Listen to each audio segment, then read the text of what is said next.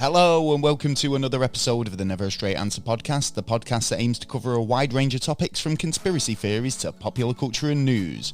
I'm your host Gaz, and joining me in the studio, well, legend has it, he tamed a giant using a slingshot, proving that size only matters when you're picking a pumpkin. All I know is my co-host, Mr. Taylor. Yeah, good evening everybody. Welcome. Welcome indeed. Thank you so much for joining us on another week, another adventure. So thank you whether you're, welcome to the show whether you're a new listener or a repeat offender. Keep repeating. Thanks for coming along. Yeah, we've got an interesting show this week. We're joined by another special guest. Yes, I love it when guests come on the show. Yeah. It's always fascinating. Now, this comes from like we did this episode where we were talking about the Ginger Giants. Yes, we did. But we were asked a guy emailed us asking if he could come on the show. Basically, we said he's got loads more information about it, and he did. He certainly did. So joining us on the show tonight will be the author of the book The Red-Haired Giants and Lovelock Caves and Other Ancient Mysteries. Oh yes, there's quite a bit in there. Oh my days. Floyd Wills will be joining us tonight on the show very shortly. He certainly will. Oh my days, we do have an interesting conversation. This guy is super knowledgeable and such a nice, friendly guy as well. Oh yeah, just totally, the type of people I like on this show. Yeah, he's definitely coming. Good vibes all the way. We got so Floyd's going to be coming on a bit later on. He certainly will. First of all, though, have you been up to anything this week? Just working, to be honest. Working 9 to 5. Looking more into UFOs and stuff. UFOs, and, aliens. Trying to find some new info, basically. Did you find any then? Yeah. Yeah and not. Not really. Yeah and no. I was just looking up in the sky for a bit. That's it. That's what I call UFO research. I just standing out in the garden, just looking up at the sky, I haven't done that for a while. That's my research. The biggest hill in You should be doing it. You should be. I used to go up watch there all the the time. Skis. But weather's been a bit shit lately, hasn't it? So I can't really. Actually, this has been such a blowout this year, hasn't it? This summer. Yeah. If you can call it a summer. Well, it's not over yet. It's nearly over, but it's not over yet. It ain't over. Might have some. I mean, quite a lot of the world had good summer, didn't they? Really, he had more than loads of people are having super summers, whereas we're just. I mean, we had a mini hurricane or typhoon last night. Here in Manchester, where it was just one of my mates was like, "I'm not going to make it down. It's raining." And I was like, "Wait a minute, now it's bone dry here." And then 10 minutes later, it just kind of whirled over the head. Yeah, silly weather. It was crazy. But yeah, other than that, I've been doing loads of content stuff, making loads of. Been really busy actually. It's been pretty cool. Yeah. I do have a riddle for you. Oh yes, we'll be doing that in a moment. Yeah, lovely. You do love your riddles. I love the riddles. Yeah, only. I think you might get this one. I'm hoping so. I'm on the back foot at the minute. Yeah, but there's always space to catch up. Is it 4-2, is it? Yeah, I mean 4-2 at the minute. Yeah. Is it 4-2? I thought it was 5-1, honestly, but you know. Was it 5-1? I don't know where you got that extra point from. I think I would have given up then. Freaking trying to steal points. Well, I don't know. The listeners might know. We'll just have to go back to last week and have a listen. I got the first one, and I won the last one. Oh, I got the last one. It was elbow, wasn't it? Yeah, you did actually. Yeah, didn't I get? Oh, no, you might be right there. Fiddling me. Trying to fiddle me. Yeah, hey, it's worth a try. Well, I've got a riddle for you. Let's see if you can get this one, eh? Go on then. Okay. Right, okay. You ready? I'm ready. I used to have the What's It music. Oh, yeah, you did. I don't know if I've still got that. We'll have to see next. I don't want to keep pressing buttons live on air. Do you know what I mean? Or just to let's see what this one was. I can't remember what it was. What does this one do? No, it's definitely not that one. Not that one. Hang on, one sec. No. Oh, definitely not. No. Right, let's go. Yeah, forget it. Yeah. Right, okay. I think the music's dramatic enough. Yeah. And stolen silence when I'm there going. Right. Okay. Right. Are you ready? Yeah, I think so. So soon find out. I have keys, but I open no locks. I have space, but no rooms. You can enter me, but you can't go outside. What am I? Piano. Quite close. It's not piano. Keyboard. Oh, he's got a riddle right. Yes. Hey, oh yes. Oh, I tried to make it easier for you, but well done, Taylor. And then as soon as you said keys, it was like. Well, yeah. If you got that quite quick, I was expecting to have to give the answer out after the interview. Sweet. Yeah, I'll give you a rest there. You don't have to. Oh, thank you. You just ticked a box now. I don't have to. I don't have to do that now. But yeah. I have keys, but I open no locks. Yeah. I have space, but I have no room. Mm-hmm. You can enter me, but you can't go outside. So you space, keys, and enter. Yeah. Yeah, there you go. Keyboard. Right. It was a keyboard. Well done, Taylor. Nice one. Well, I think it's about time I got another one. It's about time you did get one right. I'm really proud of you, dude. So honestly. Now it is. I was thinking of now, it's now 2-4 now. It's 2-5 now. 2-5? I think it is. Is it 2-5? Because you've... Yeah, because I've guessed 3 of yours, but you've only guessed 2 of mine, so you get the point if I can't guess it. Yeah. That's right. Yeah. Anyway... I think, is there anything else? Yes, this episode is brought to you in part by Orange County CBD. It certainly is. It's the Orange County CBD, and it's a really good product. It was born out of the Golden State of California, where 2 co-founders, they were on a mission to try and find the highest quality hemp. Hey, why not? The holy grail of CBD products. Yes. They brought it over to the UK. It's being lab tested over in the UK. It's got quite a broad spectrum of CBD. It certainly has. It's good for kind of stuff like fibromyalgia, inflammation. Yes, helps you get a restful night's sleep. Yes. Naturally. Takes, it's good for anxiety. It's got its goods in it. Not saying it's like a cure-all. Oh, no, I've had pleasant, positive experiences with it. But it's good for elements, really. Elements? Yeah. Little elements here like and there. Fire and earth and wind. Yeah, I've got fire. My fingers like on fire. It's good for like that sort of stuff, honestly. And like, your joints. Like people say taking like cod liver oil because it loosens your joints up. Yeah. So since I've been taking Orange County, it's been like quite. I don't get like leg ache as much, or like joint aches. So I'm just going to carry on taking it because it's really good. Veins and stuff like that as well. It's like there is a link in the description. It certainly is. There is there indeed, and a discount code of 15% off. Oh yeah! If you use the code NASAPOD, got it at the checkout. Like I say, link in the description. NASAPOD is the code. Save 15% plus you get free shipping on orders over £25. Bargain. So proper good value, and check it out. Yeah, go for it. Right. Well, moving on. Well, this week joining us on the show, we've got a very, very special guest. He's the author of the book, The Red-Haired Giants of Lovelock Cave and Other Ancient Mysteries. Please join us in welcoming Floyd Wills. Welcome.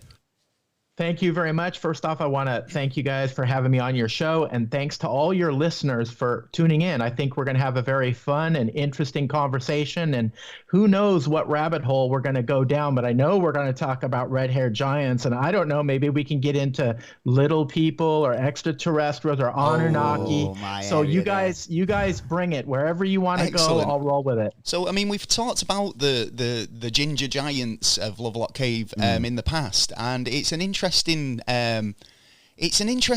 topic as well, because I mean, when we were discussing it, we were like, the realms of what is kind of like the what you'd consider a giant, isn't actually out of the realms of the possible, is it? Because I mean, like in my research, I was seeing 7 foot, 6 foot 8 as giant, being considered a giant. So we were like, well, that kind of makes sense. So I mean, what was so different about the giants of Lovelock Cave that sparked off all this controversy, if you like? Yeah, well, one thing, they were very violent and they were cannibalistic. The Northern Paiute, the indigenous people in that area, in their oral traditions, have talked about these race of red-haired giants. In fact, Sarah Winnemucca, she was the daughter of Chief Winnemucca, a very prominent chief in that area, actually had a dress that had red hair of these giants on the dress. Don't they still wear that in ceremonial, like in some sort of ceremonies? This vestment, if you like, is still around, isn't it? I believe. And if so, why don't they take DNA? Exactly. Well, that's a good question. If we knew where that dress was with the red hair and were given permission, yes, DNA could be taken off that hair and it might provide us with more answers. But these particular red-haired giants, they were cannibals and they were violent. They would attack the neighboring tribes and they would cannibalize their victims. And finally, the Northern Paiute got tired of being attacked and their members murdered, and then they allied with other tribes and they waged a war against these giants that lasted for 3 years. And so the whole fact that it's in their tradition and that there was this war for 3 years, to me, lends credibility, and that it just wasn't some passing legend or something told to the children to make them scared, to get them to do things or not do things. Not a Santa Claus thing. A reverse Santa Claus. It's interesting because, like you say, there was quite a lot of tribes, the Paiute tribe, there was a number of neighbouring tribes, but there was nobody even close to resembling the Lovelock Cave giants, was there? I mean, in terms of like the physical aspects of the other tribes in the area, these guys did seem to stand out quite a lot in terms of like their physical appearance, their cannibalistic ways. I mean, it kind of makes me think that they were a new threat to the area rather than somebody who was just kind of was living in the same region alongside these other tribes for a long period of time. Would you be right in thinking that? I mean, were they somebody who kind of like maybe were trying to relocate and had found this area and thought, right, this is a perfect place to settle in, but didn't get on with the neighbours? That sounds very logical to me. That sounds like a very logical theory. And where did they come from? Which area did they come from to actually base himself there as well? That's a very good question. So if indeed they did have red hair, which the natives reported they had, so there's arguments about that. So if a body is in a desert soil for a period of time, what will happen is the pigmentation in the hair that causes the darker hair will fade away. So in some cases, say a mummified body buried in desert soil can actually change a reddish color. Right? Is it because there's iron in the sand, or is there some? Yes, is it just a kind of like the minerals in the earth that dye the hair? So, do you think that the ginger giants or these giants might not have been redheads originally, but over the time that the bodies have been kind of lay there, that has changed the color of the hair, or because I mean like. When you going back to the vestment or this dress that this tribal leader created out of the hair, I kind of assume that was like during the war as a kind of a trophy or the spoils of war. And absolutely, well, that suggests to me that they were redheaded rather than this pigment transformation. Excellent point, and I agree with you. I do believe they were red hair because in the oral traditions, the Paiutes said they had red hair. They were a tribe, and they had red hair. So that's how they described these giants. They said they were very large. They were very violent. And in fact, there was in one of Sarah Winnemucca's accounts, they said that the Paiutes would shoot arrows at them, and they would grab them. They would grab them out of the air, and they would fire the arrows back. Yeah, so they were incredibly powerful individuals. And in fact, I have a picture of a skull that allegedly came out of Lovelock Cave, of a giant skull. And in the upper row of teeth, there were extra teeth in the upper row. And yes, and then we get into the whole discussion of double rows of teeth that you hear of in some of these accounts of giant skeleton discoveries. And this goes back to the ancient times. You can find references of this that go back to the biblical times. In the Bible, when David and his mighty men were fighting these giants, they mentioned one giant in particular that had a double row of teeth and 6 fingers on each hand. Wow. So... do you think that these, I'm going to ask the question, do you think they were from, were the earthly beings, or do you think that they were kind of mythical? It's hard to say when you say mythical, because mythical will obviously, you kind of conjure up unicorns and other things like that, that potentially probably don't exist. But like in terms of giants, The idea of a giant, I think people blow it so out of proportion. Yes. And I mean, well, TV doesn't help. Well, TV, films and media, and even the stories of like biblical stories, kind of do get blown out of proportion. It's much more believable to me to think that, say, an abnormally tall person with gigantism, or some, because they've attributed nowadays giganticism down to I think it's a deficiency in a gland, or some. There's a glandular condition, which means that the people who with it just they just don't have any filter on their growth, so they just keep growing and growing and growing. And if they can kind of like find this and have the surgery, it can kind of put a stop to this excessive growth. Obviously, back in these days, they didn't have any of this, and they wouldn't have even known about it. So these conditions would have been left to go, and people would grow to abnormally large sizes. I'm pretty sure, kind of like in terms of the existence of giants, I totally believe it. Yeah, I think that it's not out of the realms of possibility. I just think that because of the way giants have been portrayed over the years, Jack and the Beanstalk, the BFG, all these kind of like excellent examples of giants, but they're all kind of like monstrously larger than human beings, like excessively large. To me, that's a bit overkill, and I think there is a middle ground where the legend and the truth kind of meet, and this is what I'm interested in. I think the Lovelock Caves is a very kind of key piece of information going into the whole mythos of giants, if you like. The idea that they came from another area, obviously with the red hair, it makes me think they were kind of Nordic or kind of like Scottish or Irish, when people who might have traversed the oceans or traversed the land to try and find a new settlement.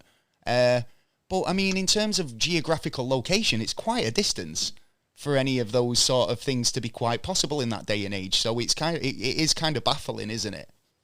It's kind of baffling. You raised some very, very interesting and excellent points on the whole discussion of giants. And I don't know if you gentlemen have ever heard of Barry Fell. He was a researcher back in the 70s, 80s. He wrote a couple of really good books. One of them was called America BC, and then Bronze Age America, and I think he did Saga America.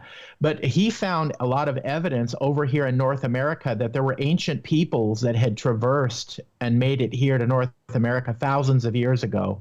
And he talks about the ancient Phoenicians, he talks about Egyptians, he talks about the Celts, a number of different peoples, and he would find like these petroglyphs with different symbols and writing. Ogum, I think one of them was what he found. And there are some mysterious stone structures, some dolmen type structures here in North America, particularly in the eastern part of America, that are very similar to over there in Europe, in your guys' neck of the woods. So there is a lot of evidence that there were ancient peoples that traveled here, and a more recent researcher that kind of picked up Barry Fell's work and expanded on it was geologist Scott Walter.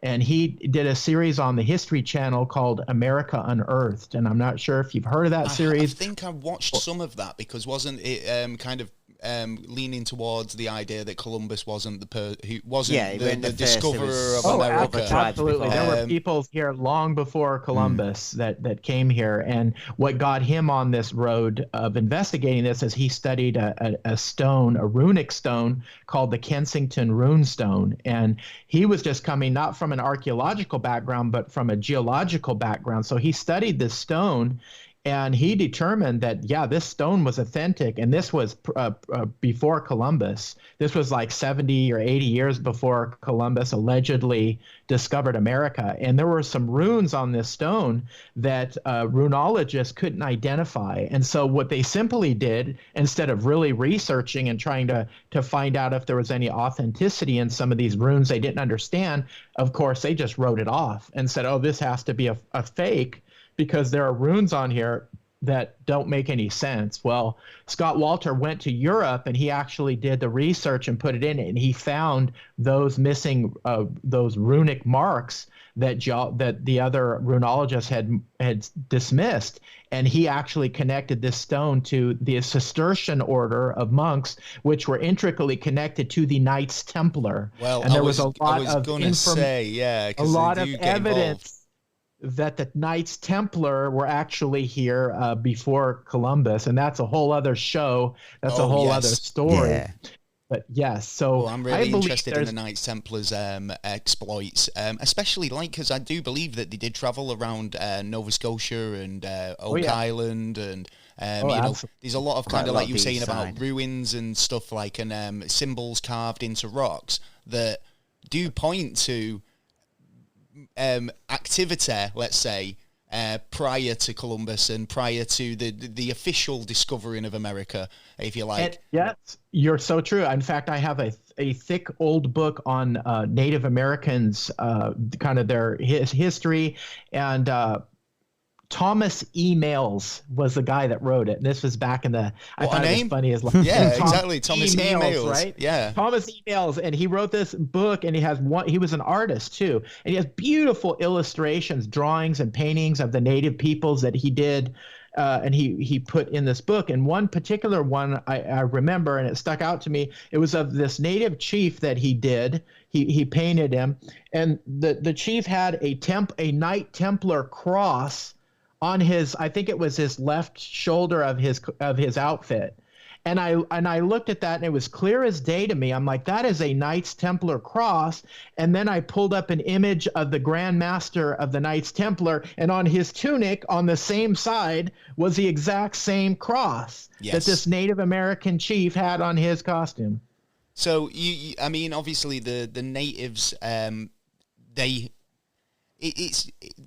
we kind of assume that there's not much kind of like knowledge, but there is, isn't there? I think they kind of like just keep it quite guarded within stories, and so you might hear a story, but you might not necessarily understand it. This is when like kind of bridging the gap between these kind of like our histories, basically, because I feel like there's a lot of gaps in history, and being able to bring this sort of ancient knowledge in and trying to like incorporate it or try and fill those gaps in. Well, it ruins the narrative. Well, no, exactly. This is why it gets left out, because it can kind of like ruin the narrative that's already in place, and nobody kind of feels like it's going to benefit the education system or anybody's extra understanding of it. Let's keep it simple.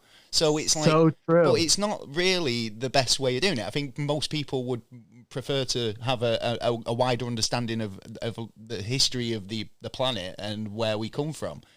So where do you think these giants came from then? Have you got any theories of this? And what do you think makes the Lovelock Caves such an interesting site into the whole mythology of the area and the giants in general?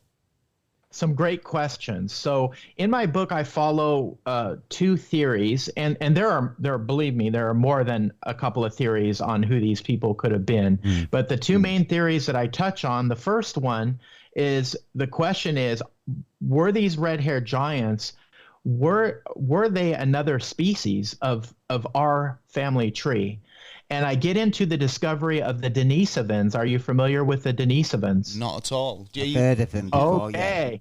Well, let's go down, and I wouldn't say it's a rabbit hole, because this is in nice the whole field of archaeology. I mean, in 2010 there was a discovery made in Denisova Cave in Siberia. An archaeologist was excavating a cave and found a huge tooth that was probably double the size of a normal tooth. Yeah. In fact, when they found the tooth, they thought it was a cave bear. It was so large. Also was found a knuckle bone and some artifacts. There was a stone bracelet with, it was interesting, had 8mm holes drilled into this bracelet, and that bracelet was dated back about 50,000 years ago.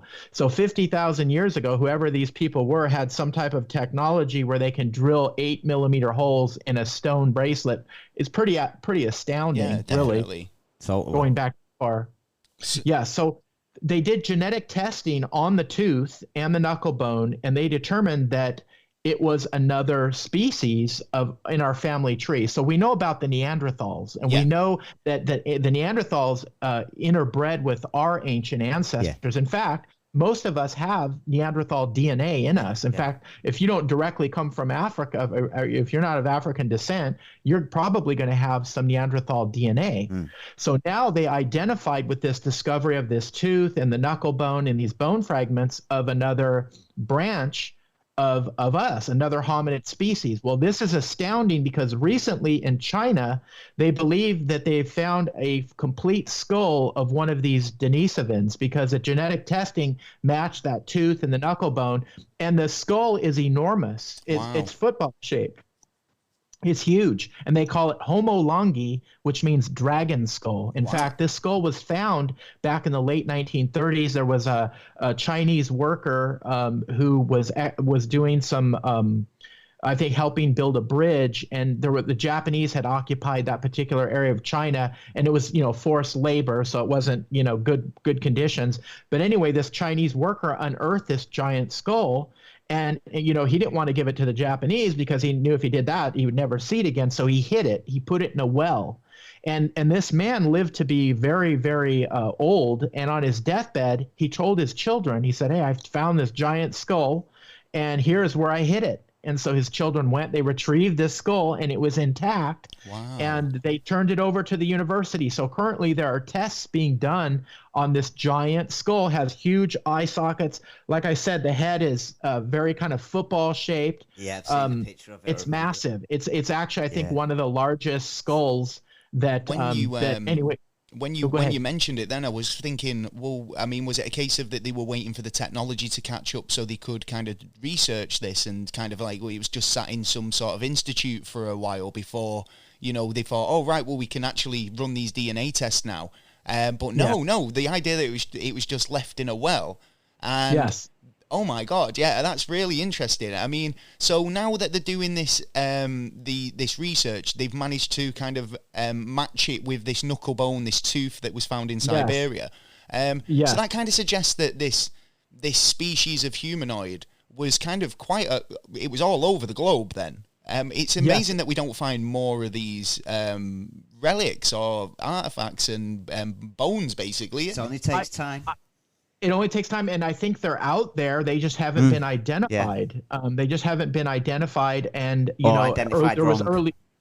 Yes, it was mentioned earlier about like, well, do we really want to put this forward to the public because these bones, these artifacts could contradict our whole narrative of what we teach, right? Yes. And then that gets into knowledge filtration, what I call knowledge filtration, and I talk about that in my book. And basically, knowledge filtration is you have your own dogma, you have your own belief system, and if any new bit of information comes in that contradicts that knowledge filter that you have, you're automatically just gonna filter it out. It's not even gonna register. It's interesting it doesn't register. Yeah. Well, it's interesting because, like you say, if it doesn't play into the narrative, it's like kind of dismissed. But in biblical text, there is mention of giants. There's lots of giants mentioned in the Bible. So how does finding? I would have assumed that finding giant bones would be playing into the narrative, really. It would have been like playing, oh, right, okay, it actually backs up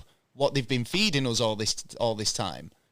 Well, and then that gets into the whole concept of, you look at a lot of the major scientific organizations that are out there, and do they follow along with the teachings of the Bible? Most of them don't. No, they don't know. It's like theory of evolution, right? Is what's taught, and so you have some really competing ideas. You have the biblical scripture, not just the biblical scripture, but there's other ancient scriptures as well. I mean, look, going back to the ancient Sumerians, they talk about these giant beings that came down from the heavens. They call them the Anunnaki, those from whom heaven to earth came. Right? They said they were giants, and there are depictions of these beings on their in their hieroglyphics. There's a giant sitting on a throne that is in this sitting position, and that the person standing before them, they're just as tall as them, right? Yeah. So if they stood up, they would be twice as tall. Now you could simply say, oh, that's just symbolic, and they were royalty, and so they're gonna depict that royal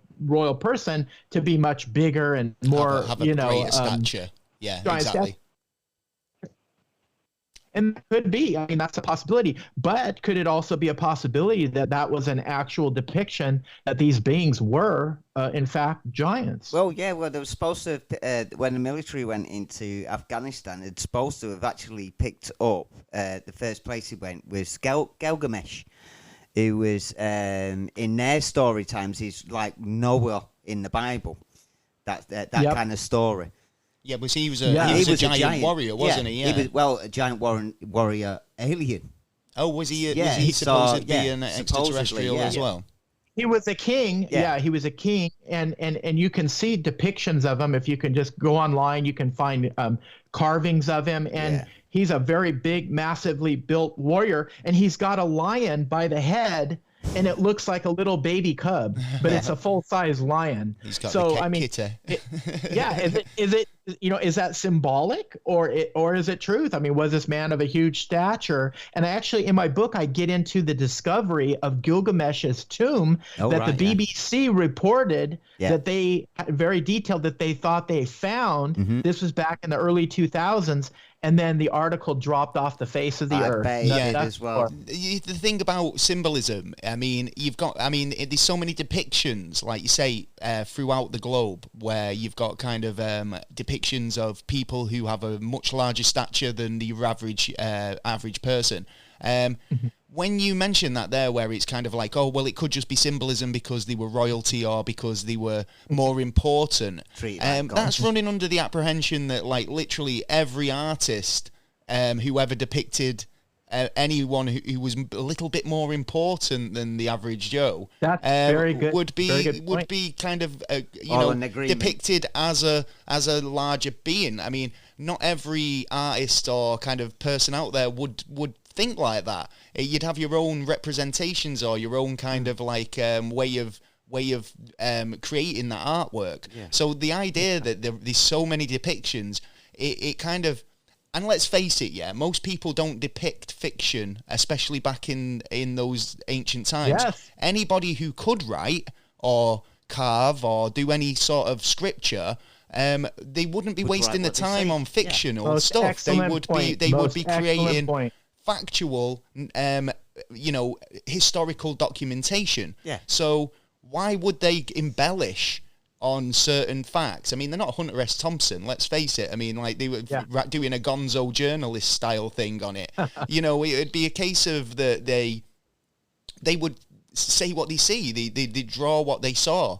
And I'm rhyming now, but like, I feel like that is totally what they do. And I think if that was me, it would, you kind of your artist's flair wouldn't even be considered out of the truth, I suppose. I think it'd be more factual. That's what I'm getting at. It'd be, if you were to. Well, it goes back down to the Stone Age, doesn't it? They see something, they draw something. I mean, like even the hands. You know what I mean? It's like a case of, my hand's bigger than yours. Well, yeah, exactly. I mean? When you see wildebeests and stuff in cave paintings, and it's a case of that's they were depicting what their everyday life. So, in the cases like the Anunnaki, your Gilgamesh, these depictions of massive statured beings, then I would just assume that they were drawing or carving exactly what they were seeing. So again, that lends more kind of credibility to the idea that these beings did exist.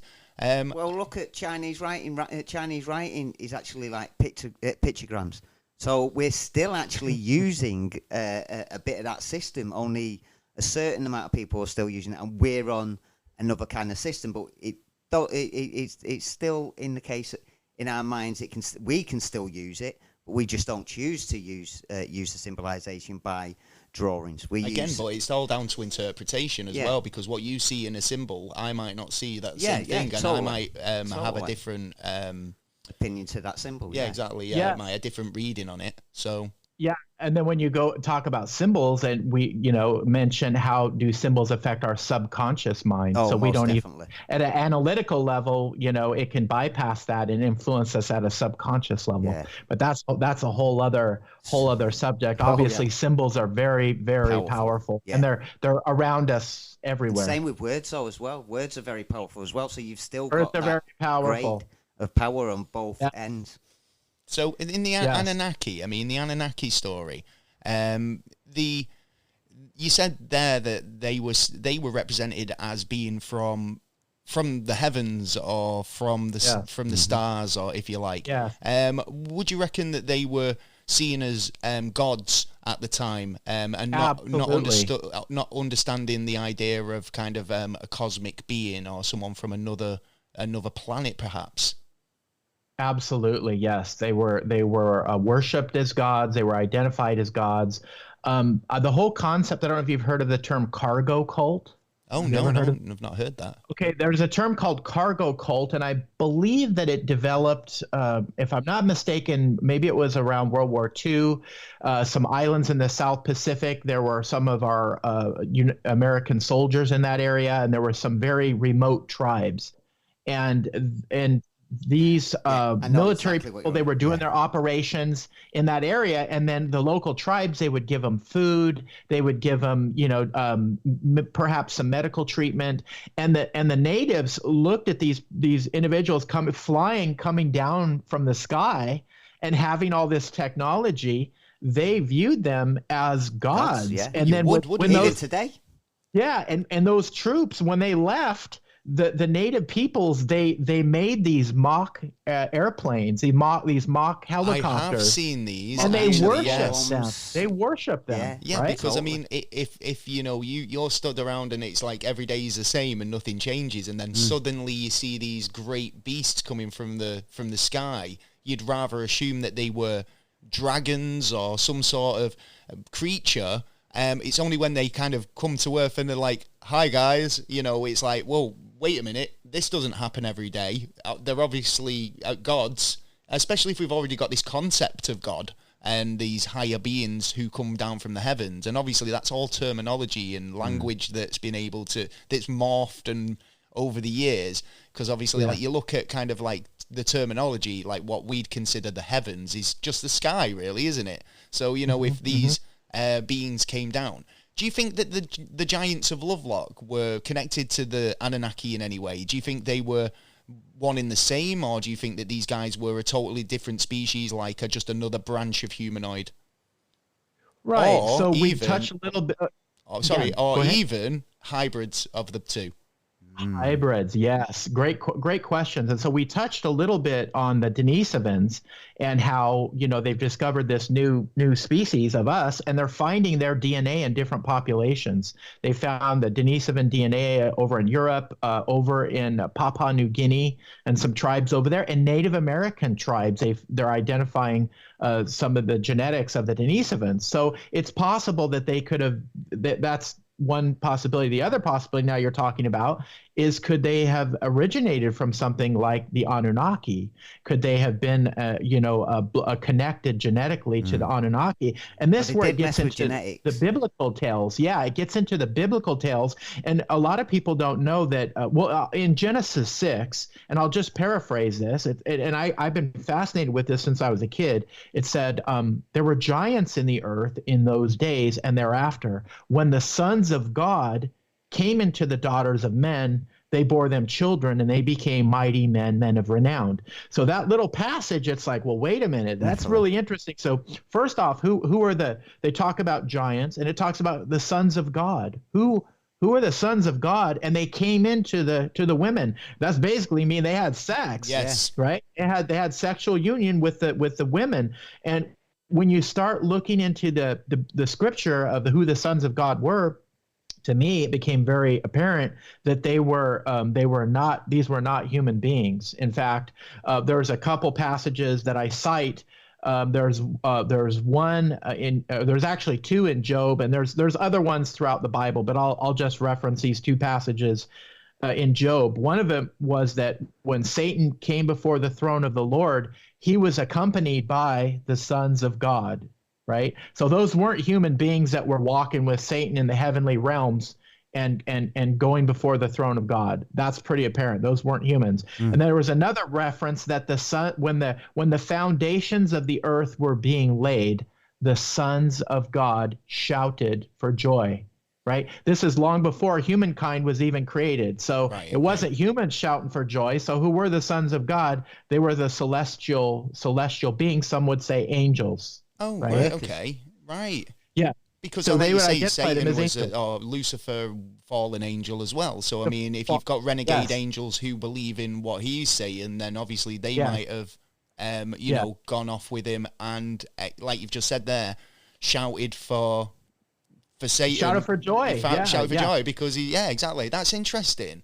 I mean, so it gets really interesting. Have you heard of the Book of Enoch? Yes. So when you get into some of the books of the Bible that were left out, yes, right? And I'm not saying that all those books that were left out are necessarily true, but if you begin to study them to give you some more kind of context, when you read the King James version or New International Version of the Bible, there's some really good connections between there. And so when I started studying the Book of Enoch, there's actually called the Book of Giants. That gets really interesting. The Book of Jubilees.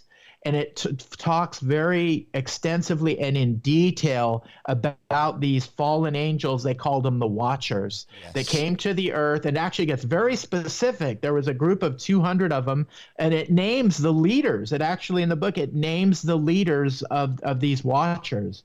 Okay, one of them was, one of the key leaders was Semyaza and Azazel. Those were two of the more prominent ones. Yes, and they found the women of the earth fair, and they made a pact, and they said, let's go have some fun. And they went in, and they knew that they were going to be punished for it, but they went and they did it, and they interbred with the women of the earth. And not only that, but they taught humankind these forbidden arts that apparently God didn't want us to know about, at least at that stage of development. They taught them the arts of war, how to make specific metal weapons. They taught them about astrology, astronomy, the movements of the stars, the worship of the sun and the moon, and a lot of these other traditions that you'll hear about in these different ancient religions. But doesn't that's as well still going to the Sumerian story as well? Because Enki was the one that supposedly had changed our DNA against their will to actually be able to breed and actually have a brain and actually intelligence to fight back.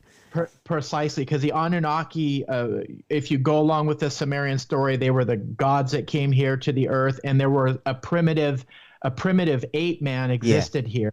And they came here, if you follow Zecharia Sitchin's theory, is that the Anunnaki were here to mine gold.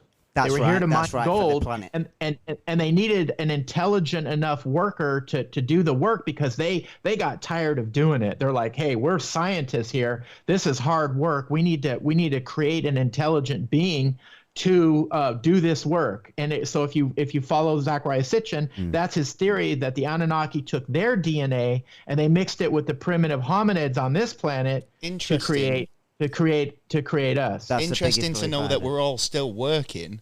Well, There's another thing. Why are we have this obsession with gold? I know. Yeah, exactly. Everyone gets itchy fever with the gold, don't they? And it's not any ordinary gold either. It's a special type of gold, and it used to be able to find it in the Middle East, but now there's only one place on Earth that you can find it, which is at the south end of Hawaii. So what's so special?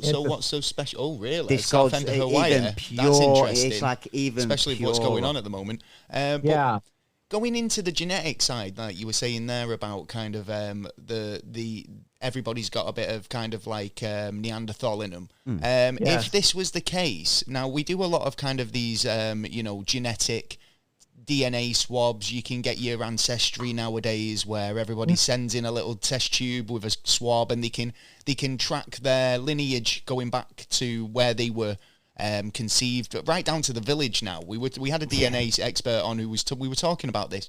Do you think that if everybody on the planet was to be able to submit one of these DNA tests and kind of get their genealogy, do you think that we might be able to isolate a small group of people who carry these Anunnaki genes or even calculate it? It might help for a calculation in our standards.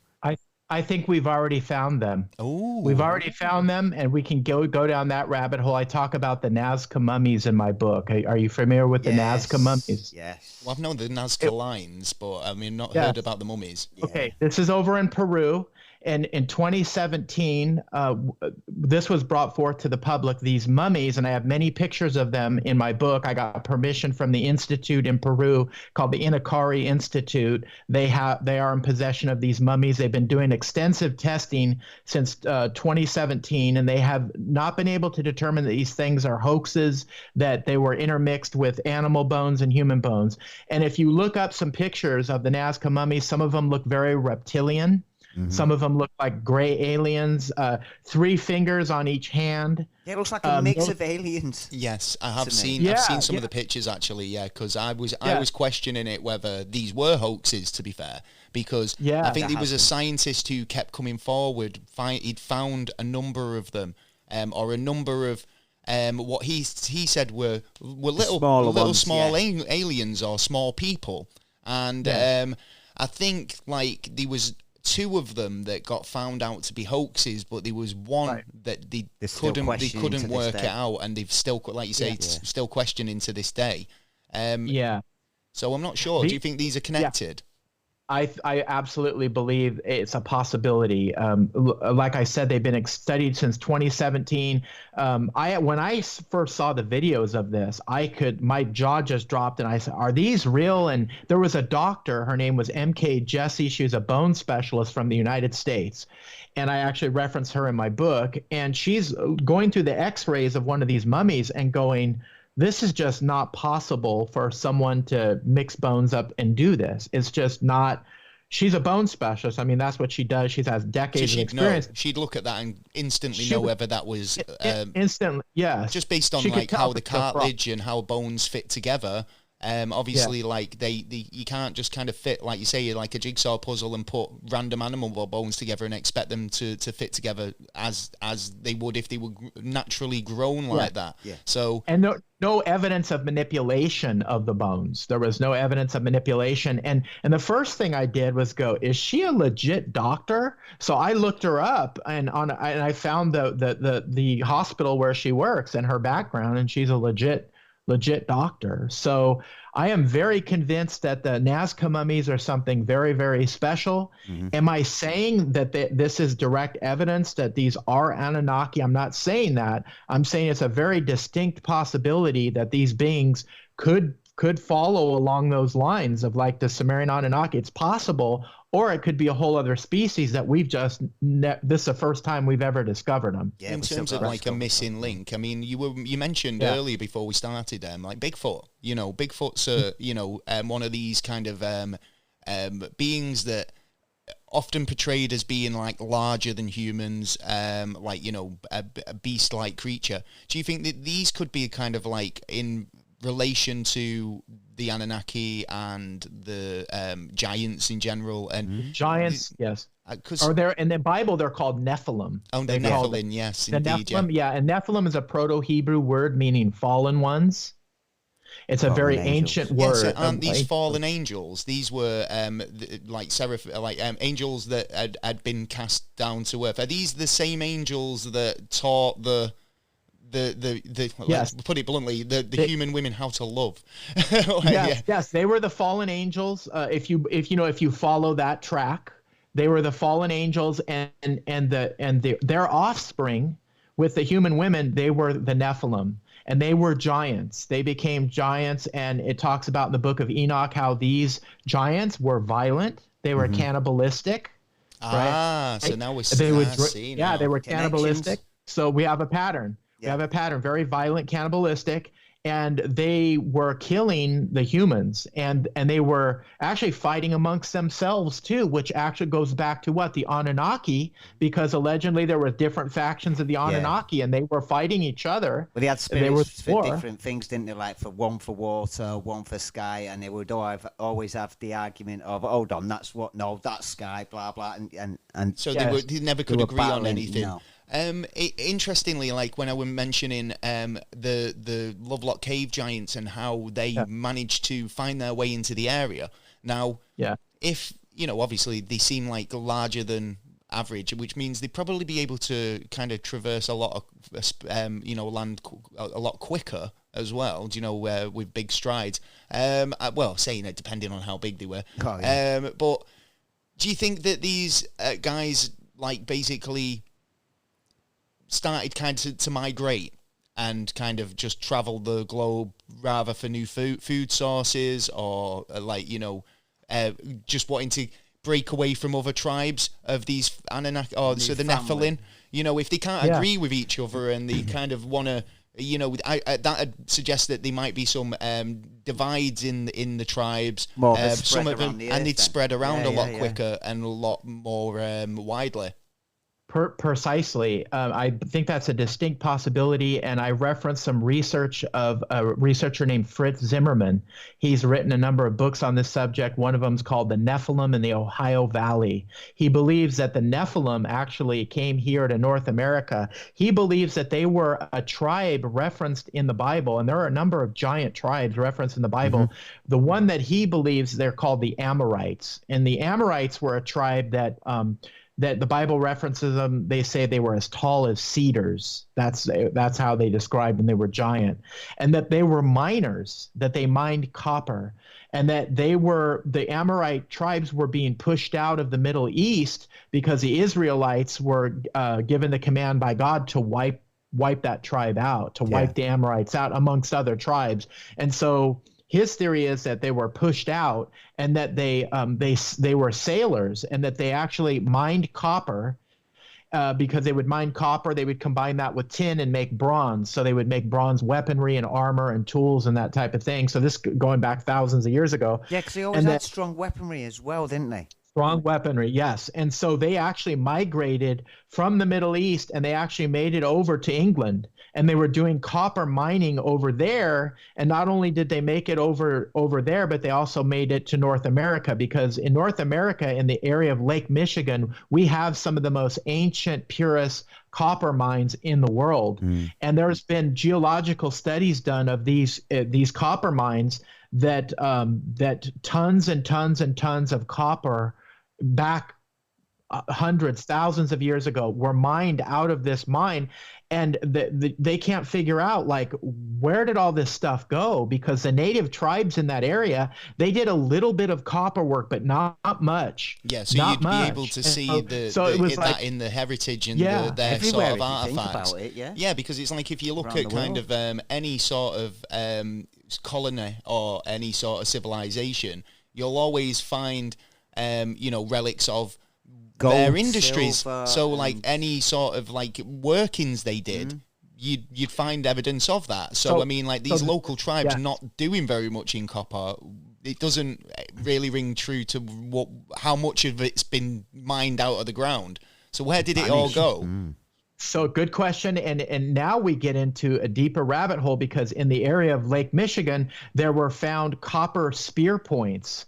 And these spear points were called socketed spear points. So the spears at that time that were used over in a lot of areas, over probably in Europe and other parts of the world, they have the spear point, and they would have a strip of metal. I think it's called a tang. Yes, a tang. And they would split the shaft, and they would stick that in there, and then of course they would bind it with some type of rope or sinew, to secure that. But what was interesting with the socketed spear, it was a big innovation in weaponry, because you'd have the spear point, and instead of the flat tang, you would almost have like a cylinder, like a metal cylinder. And so if your shaft broke of your spear, you could easily pop the head of that spear off, and you can quickly fit it into another their shaft. You wouldn't have to split it, stick it in, and then bind it. So it was really quite an innovative technology at that time.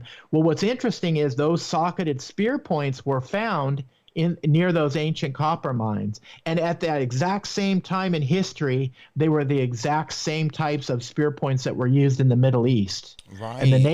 And the native peoples, they really didn't use a lot of that stuff. So here you have a technology at the same period of time, thousands and thousands of miles away, different cultures being developed at exactly the same time. So the question is, you see that a lot, don't you? Really, though, you see that in terms of like pyramid construction. You've got kind of a lot. It's the idea that knowledge wasn't traveling back in these times. Yeah. It is so kind of like makes me laugh because they had to be. There was somebody traveling around and kind of imparting knowledge, because there's so much there's so many coincidences in terms of like what people did around about the same time, and it couldn't all have been just original thought that they were all having the same ideas at exactly the same time.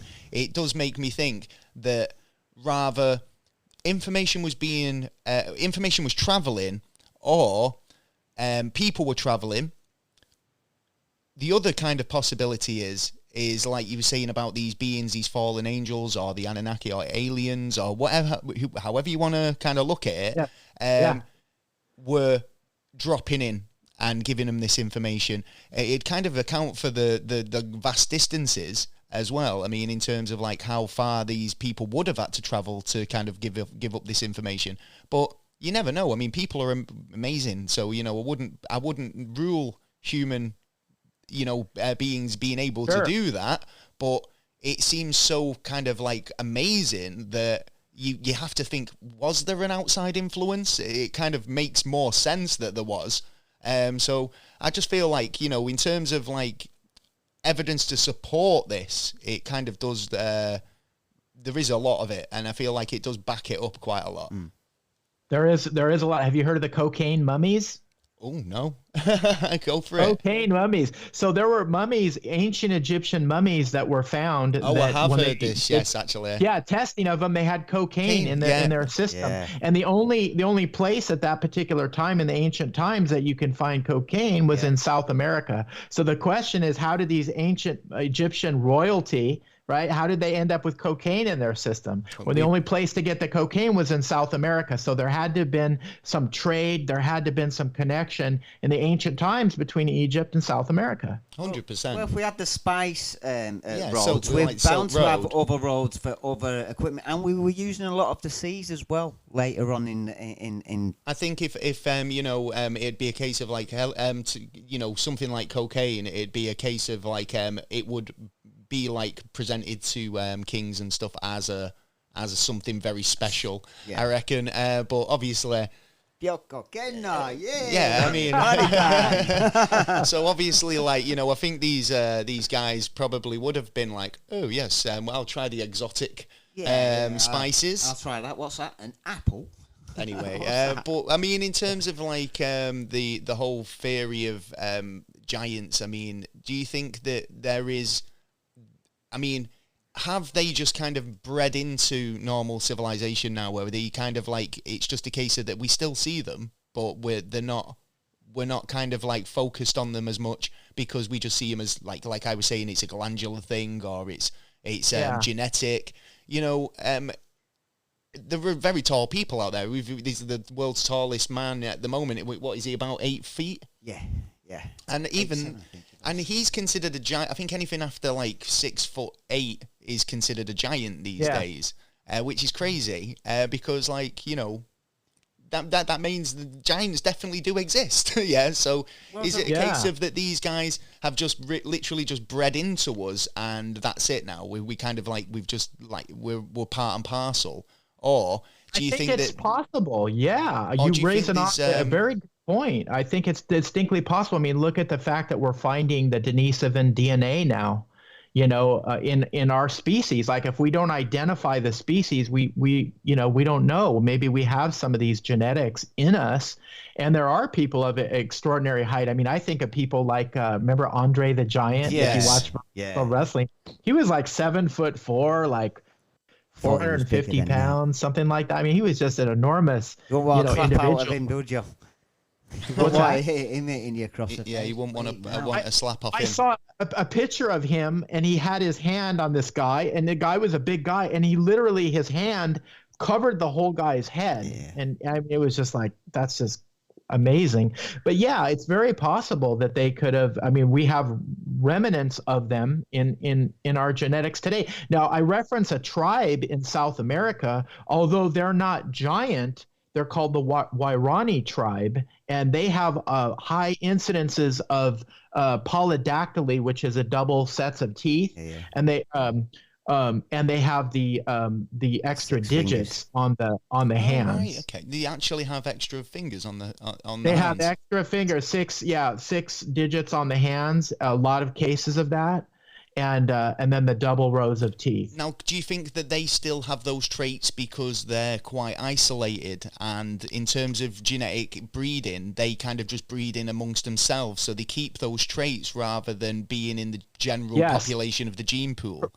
Precisely. And another interesting aspect to that tribe is they're very violent. There's a lot of tribal warfare within that tribe, and in fact, if you're a male in that society, you have a high percentage chance that you're going to die of intertribal violence. Wow, so that's basically the way you it's basically you're going to get in a fight, you need to, but this is the thing, isn't it? It's like, I think that with that tribe there, I think that could be probably the closest thing to the Lovelock Cave Giants in terms of like traits, But in regards to, like I've seen there, maybe like we've bred into they've all bred into each other, and we're just the basic gene pool now. When there is isolation involved, then people do kind of keep those traits amongst the small group. So I was thinking earlier, do you think that there are 100% genetic giants with the double teeth, with the violence, cannibalism, all the aspects of these giants living in isolation that we've just not discovered yet? Yes. I'm not going to rule that out. I would say it's a possibility. I didn't include it in my book because I just didn't have enough evidence for it, but I don't know if you've heard of the story of the Kandahar giant in Afghanistan. Oh, yeah. The red giant that allegedly were killed by the U.S. military. Yeah. There was allegedly a giant red hair that lived in the region of Kandahar, a very isolated region, and the local tribes worshiped this giant as a god, and they would leave offerings for the giant. I don't know if they left like actual sacrifices for the giant, but allegedly U.S. troops encountered this thing, and it killed a number of them, wiped them out. Then another unit was sent in, and this thing came out of the cave, and it had the red hair. It was huge, and they shot it and they killed it, and then they loaded it up and they shipped it, took it away, and it disappeared. Now I thought it was a very interesting story. However, in my book, I try to present things that I can provide some evidence to have it definitely. So having kind of speculating is one thing, but having actual evidence is obviously the way to go. It's funny actually that being redheaded is a recessive gene as well. It's a gene that only crops up every now and again. Is it? This is the thing. Is it a future gene, or is it only recessive because this is the little bit of genetics that is still remaining from these Nephilim or the giants of the past, and if they did breed with us and we have interbred over generations and generations, then what would be the strong? But that's how genetics works, isn't it? It's the survival of the fittest. So it's basically taking the most prominent and most thingy genes, the ones that are going to kind of survive the next stage. A recessive gene might only crop up, but I mean there's less of it, isn't there? So I would have thought that might be. And to be honest, I mean, I've met a few redheads who have got a bit of a temper. Well, do you know what I mean? So I mean, I'm not going to don't point fingers or anything, but but it is really interesting. I mean, we could talk about this all night, but unfortunately we are running out of time. Is there anything you wanted to add extra before we wrap it up? Well, just before we wrap it up, we're talking about the red hair, and going back to Peru, there are these elongated skulls over there in Peru. I'm sure you've probably seen pictures of them, and some of them have patches of red hair still attached to the skull. And so that's not the indigenous people over there. They don't have red hair. So the question is that these people, where did they migrate from? And, how did they end up in Peru? And did they migrate out of there and end up other places? And I would say yes on those accounts. And that might be for another show. Mm-hmm. But yes, very interesting. And the more we go down the rabbit hole, the more rabbit holes kind of open up. Exactly. This is the problem in this game. It's like you end up kind of going down a rabbit hole, but then you're left with more questions than you had initially. I think you said that right at the beginning in terms of researching your book. I mean, are you doing anything at the moment? Have you got any new projects on at the moment? I do plan to write a companion book. However, I haven't started that yet. I'm just really busy trying to promote this book. I'm a self-published author, and so I'm doing everything. I'm just trying to do a lot of podcasts. I'm new to podcasting, and I love it. I love meeting people. You've done really well. It's been a really great chat. I have a blast. It's just really fun for me. Perfect. I mean, where can people find your book? And yes, you can go to bookbaby.com, and there's a bookshop on there. And again, it's The Red-Haired Giants of Lovelock Cave and Other Ancient Mysteries. You can find it there. And if you do, or if you are interested in purchasing it, I'd appreciate if you went there, because they support self-published authors like myself. Yeah. However, if you don't want to go there and you just want to go to Amazon or Barnes & Noble, I'm on Amazon and Barnes & Noble as well. Well, what we'll do... also have... Oh, go ahead. Oh no! What we'll do is we'll put a link to the first link in the description. Book Baby. So people can check it out at the Heart's Desire. But you've been an absolute pleasure of a guest. You seem very knowledgeable about all of this research. We'd love to have you back on again. Any time. And we just scratched the surface of my book. So we just kind of focused on the giants, but I get into the little people. We can go into the extraterrestrial races. Tall white, the reptilians, right? We can go down some other rabbit holes. You see, I'd love to carry on this conversation, and I know Taylor would. So, I think we'll definitely have to set that up. Bring you back in. Reach out to me. We'll get something on the calendar. I can talk about this stuff all day and all night. Well, expect that in a future episode, guys. Floyd, thank you so much for joining us. It's been an absolute pleasure. Yes. Just one other thing. I do have a website. Go for it. Yes, theancientgiants.com. And you can find out more about my research, more about my background. And I have a chapter breakdown on my website that you can see what's in each chapter and kind of give you an idea to help you make a decision if you want to check out the book or not. Well, I'm going to definitely be reading up on this website. So I've got, I'm a bit more clued up next time you come on. And I think the next conversation is going to be pretty special, so make sure you tune in for that. Floyd, thank you so much for coming on. It's been I keep saying it's been an absolute pleasure, but it really has. Pleasure. You guys are fun, and I love your accents. I just love Brilliant. Thank you so much. Right, well, thank you so much, Floyd. Yeah. Thank you so much to Floyd for coming on the show. He's such a lovely guy. I'm sure everyone will agree. Knowledgeable as well. He is, and I can guarantee we're definitely going to have him on the show again. He's got a couple of shows worth of knowledge in him, I think. I like the bit on the Anunnaki that he knew about. You know because you're really into the Anunnaki. Anyone who's listened to the previous episodes on the Anunnaki and stuff like that, Taylor's very big into it. He knows a bit about it. Yeah. But it was nice to see somebody like you going, and this, and he's like, but I mean, I felt like he was quite impressed with the questioning overall. Really, I think we raised a couple of good questions. I was impressed with him. Yeah. No, I mean, I think he was impressed with us. Oh yeah, well, I hope so. We're professionals. Well, like I say, let's hope Floyd does decide to come back on the show again in the future. Yes. Well, moving on, I've got some shout outs, I think. Yeah, I believe you have. I do indeed. 1 minute. I do need to find him. Do you want to talk for a minute, Taylor? Because I'll just have to kind of. Yeah. All right.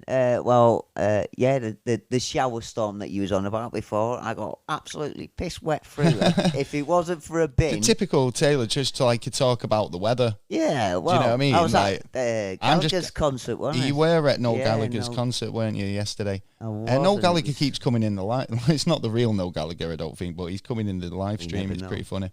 Yeah, I know what it's going to be. I'm like, all right, Noel. Right, well, talking about subscribers. Oh, yeah. We do have some subscribers. So, I want to give shout-outs to Louisa Bird. Hello, Louisa. April. None. Aye, none. Defender. Oh, like that. Silent Hill. These are all Silent screen Hill. names, I assume. Ben. Yeah. Benjamin. Yeah. Ryan. All right, right. Joe. Jojo. John. Alec. Jag. You're right, Alec. Josh. Jag, yeah. Josh. Jess. You're right, Jess. Oliver. And Holly. Wow, so many Good subscribers. evening to Do you know what I all of mean? you. It's like I'm going to need a podcast just to give everyone the shout out soon. But no, I'm not complaining. Everybody who's subscribed does get a shout out. They certainly do, and they deserve it. None gets 2 shout outs. Yes. Because he's subscribed over on Spotify as well. He has as well. Yeah. So he subscribed to get extra content. And he does. He said he feels like a king if he's got a whole podcast to himself. Because he's like 50 extra episodes. Hell yeah, so and more to come as well. Check it out. It's £1.99 to subscribe on Spotify. Well worth your money, and more new episodes coming in there as well. Extra content all the way. We do make a lot of extra content on TikTok as well, so there's a lot of stuff going on. Yes. We're trying to keep it busy. Busy bees. Proper Mancunians. Yeah. What can you say? But I think moving on now to the news. Oh, the dreaded news. It's the news. Shabba. Is it? It is indeed the news. It is indeed. It's Shabba. Shabba-ranks. Loudy scream, faster the ride. You're listening to Charlie FM coming in your ears. You're listening to Paul the Roy. Shabba. Anyway, yeah, the news. We've looked around the World Wide Web to find you the newsiest news and the silliest stories, as well as some of the more serious ones. Oh, yeah. Yeah, I mean, I know, don't say that we're kind of like we just mess about, because we do try and be hard-hitting journalists as well as... Yeah, we do. As well as silly beggars. We just want to get the truth out there. And the truth is out there, and we intend to find it in hard-hitting journalism style-y. Oh, yes, thank you. Well, fucking hell. Well, firstly, right, this is a story I found in the Metro. Yeah. And it's suggesting hikers spot mysterious spear-wielding wolfman in the German mountains. Okay. Yeah, this is a true story. 2 images have been captured of hikers, fueled speculation and frolicked rumours about a wolfman living in the German mountains. They've kind of put a bit of truth to them, because although there's been legend and rumour of this wolfman living up there, no one's ever caught a picture of it. Right. Photos have been released, reportedly taken by Gino Wies, and her friend Toby. They appear to show a string of figures brandishing spears like instruments in the forest. Whoa. The man can be seen sitting by the rocks, scratching in the stones with another Stone Age looking utensil. So primitive man, maybe? Yeah, don't know. Yeah. Possibly. It could be a strain off. I mean, if you think about it, it's sort of like the Bigfoot as well. Maybe it's a Bigfoot, but the skinny version. But yeah, this is another branch off. I mean, for all we know, there could be like several more branches off where we haven't recognised or come across them before. Might be Team Wolf. Oh yeah. See how good he is at basketball. Yeah. Oh well. Do you know what I mean? He might be really good first, then train him, deflate him, and give him a bit of a give him a wash, give him a bath, give him a groom, and pick all the nits. You know, you got to look after your pets. That's it. Yeah. Get him some win a lot. Oh yeah, well, or either that or a steak. Something like that. A steak or fish. I'll eat the steak. He can't have the steak. I'm eating the steak. Well, yeah. Anyway, right. well, give him this severed finger, because a Florida woman's was returning a library book. Yeah. And she managed to get a finger caught in the drop box. Oh no. Yeah, and severed a finger off. Oh. You play fetch with the Wolfman. Oh no. That happened in Florida. Obviously, Stingy. she was a 62-year-old woman. She's called Dora, and reportedly lost part of her finger in a drop box at a public library. Fucking hell. Say libraries are safe places to hang out. Yeah, but not putting your hands in hey, guys, let's go down the library. She was trying to get another book. Do you reckon she was trying to steal a book out of it, and that's how it went? Yeah, because you don't put your hand in. It wouldn't surprise me in the United States, though, if they've got some sort of like anti-theft device that, locks, if someone tries to steal a book, a sensor goes off. Yeah, because they used to do it like the Sarlacc pit in England when the trash, you used the trash compactors, even on in Star Wars. Oh, yeah. Like, do you know what I mean? Yeah. He's like, I can't get my hand out. They probably put a spring in there or something like that, so it's like a bear trap. Yeah, that's the one. Well, really there you strong go. On the spring. I know you want to talk about this. Let's talk about it together. Yeah. Yeah. Trump's arrest. Yeah. The mighty Trump's arrest. You love Trump. What are you on about? Yeah. Trump. How did you feel when Trump was arrested? Weren't bothered, really. You weren't really bothered. Have you kind of gone off him now? No. I'm still watching. You still think he's going to be the next president? He decided he was going to, even if he goes to jail, he's still going to run for president. Yeah. I'm not sure that's legal. No, it is. Well, I'll just take his pens off him and all of it. What's he going to do? Stick his iPad in his prison wallet? Oh, I'm sure he'll still have some ways. Human rights. I've got human rights. Well, he looked really cheesed off in his mugshot, even if he says he wasn't bothered. He actually posted his mugshot. He did. To social media. He did. But I think it was like because he felt it was such an injustice. Yeah. I thought it was hilarious. Yeah. like most people. But former President Donald Trump was booked at Fulton County Jail Thursday night after 13 charges, of overturning the results of the 2020 presidential election in Georgia. So Trump was fingerprinted, booked in, taken a mugshot, and it was awesome. Released and then released. Like, right, you can fuck off. First president in history to have his mugshot taken. Well, yeah, up to now. What's his number? What's his iconic number? That'll be like a Che Guevara T-shirt in a couple of years. Yeah. Oh, yeah. 100%. Yeah. You know what I mean? Buy one now before they all get it out. now. Yeah. While they're hot, we might make them. I might make it. Shush, my idea. Copyright. TM. Trademarked. Well, since his mugshot come out, his sponsors, he's made 7.1 more million. He's made more money Trump because of it. So Trump fever's still at high. Okay. Yeah. Right, well, we'll see what happens. Yeah. I mean, he's defying conventionality if he does manage to become the president again. I reckon he will. Have you seen anything else that you would like to talk about? I feel like I'm hogging the news a little. Oh, no. Yeah. Well, in Britain now, there's a new drink in town that is top of the British list instead of the general tea. What? Coffee? Yeah, it is. It is. Coffee is now. I would have expected coffee is the better one because, to be honest, it's more efficient at keeping you upright. That's right. And most people kind of wake up in the morning and need a coffee. Oh, yeah. I'm one of them where I don't mind a cup of tea, but during the middle of the day. Do you know what I mean? Kind of gone off tea quite because it's kind of nutty. It kind of gives me sort of like a bit of an acidy sort of stomach. Do you know what I mean? Yeah, because it's got a lot of tannins in it. Yeah, that's true. It makes my stomach go a bit crampy. Now I used to drink quite a lot of tea, but now I don't know. I mean, green tea's quite nice, but are you saying coffee's beaten? Yeah, basically coffee's tea off the top of the list now. Top of the shop. Yeah. I thought you were going to say something like Red Bull. No, or Monster Energy drink. Well, to be honest, I think I'm getting off Red Prime. Bull. I use that for extra energy. Oh, Prime's now the top of the list or something like that. It's like, no. Only if you're a millionaire. Yeah. Well, where's the best shop? Wakey Wines. What? It'd be everywhere as well. Yeah. Prime this, Prime that, Prime. Come to England. Come to England. Drink a Prime. The company I work for. Maybe are they sponsored by them? No, the company I work for is called Prime. Oh right, I bet they're getting Googles anyway. I bet they turned up in a load of Google. Any money? Your company's probably got a few extra hits on the website that week. Yeah, they must have. Yeah. Are you getting paid to plug them? Is that what it is? No, not until someone gets hired. Did you just subtly drop their name in because you're getting a back payout and you're not telling me about it? I think something's sus going on here. Nothing off him yet, except for my normal wage. You'll get your fucking redundancy. Yeah. I'm only joking. From here, from the pod, well, watch it. I'm only joking.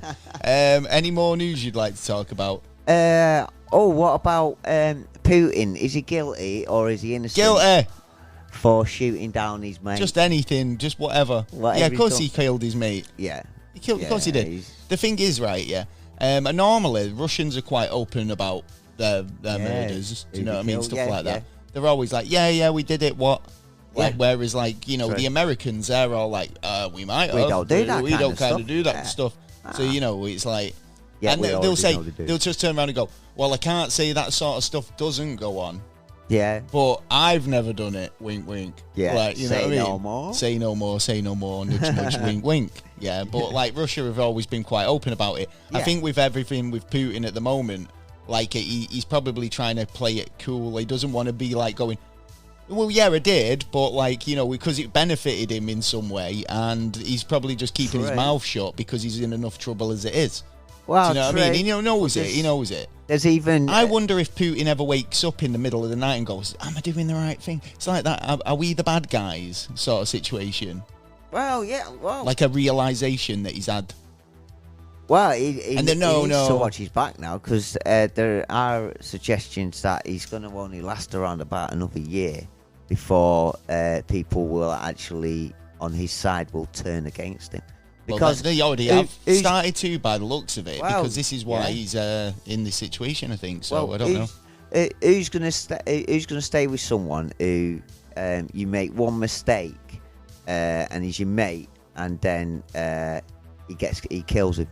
Oh, yeah, mate. That's not somebody you want to be away from that sort of person, isn't it? Yeah, they're very untrustworthy. Well, just basically, it's not in your best interest, is it? Yeah, exactly. You might as well just go. I'd be like, do you know what? I've weighed it up. It's not really for me, this job. Yeah. Accept my resignation. Yeah. And then he'd be like, you want to resign, do you? No, you know too much and kill you anyway. So it's like, you know what I mean? Just don't know too much. Just don't tell him. Or just have do something that actually... that, you know, you could bribe him with, like, look, I've got this on you. If you kill me, I'm letting you go, I know what you did at last Christmas party. Yeah, that's it. I've seen you with them boys. Whatever the situation may be.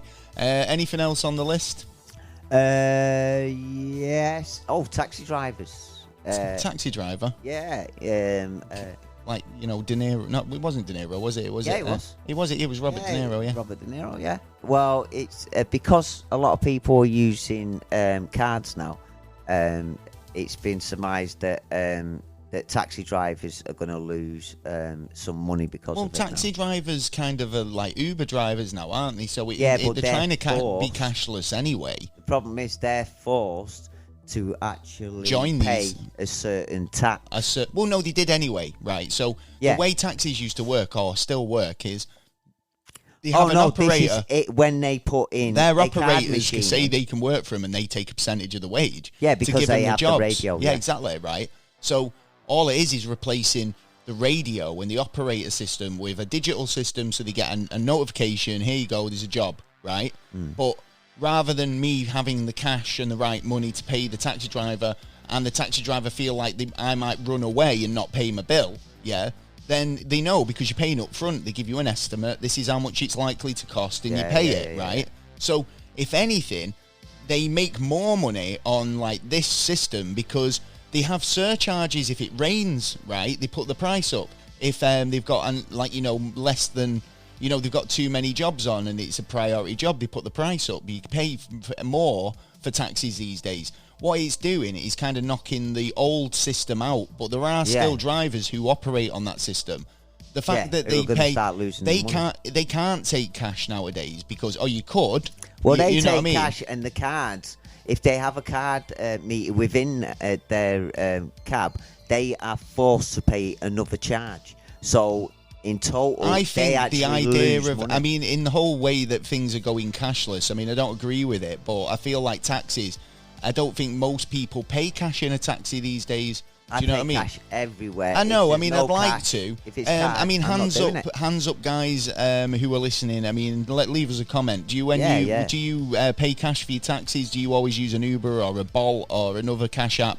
I don't know. Cash is king. Cash is king, I think. Obviously, having something to barter with at some point is going to be an advantage. Exactly. I've got this story here. Yeah, about a grudge. This is a grudge. Yeah, this is comedy grudge though. Yeah, right. Oh, nice. But this is getting your own back anyway. Potentially getting your own back. I don't know if he just wanted it. We'll find out. This is a Georgia man who's been arrested for stealing his neighbour's entire front porch. What? Exactly, yeah. A Georgian man. He's been arrested for stealing. I'm assuming it was a grudge match. Georgian man is facing felony charges after he was arrested for stealing a full wooden porch from his neighbour. The porch owner was told investigators that whilst the property may have been abandoned. Oh, right, I see. So he just wanted it.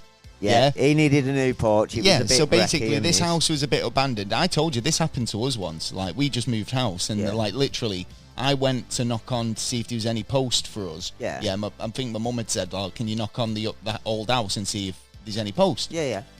Went round. I literally it was like a couple of days later. Do you know what I mean? And fucking what's it? So one of the neighbours had stole all the garden fencing.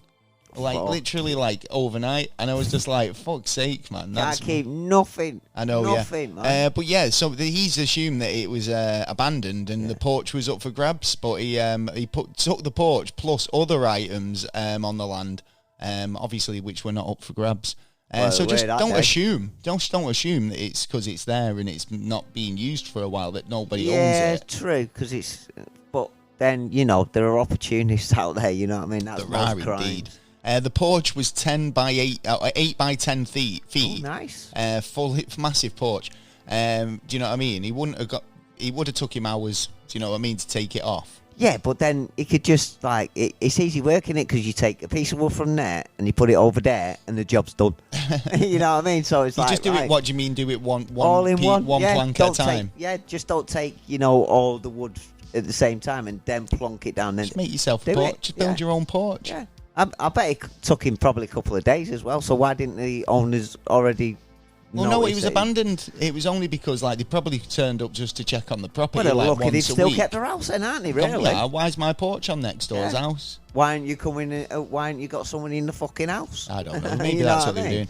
You were talking about coffee earlier. Yeah. Yeah. I found this. It's only a little factoid, but apparently coffee offers performance boosting. Yeah. Ground coffee to concrete.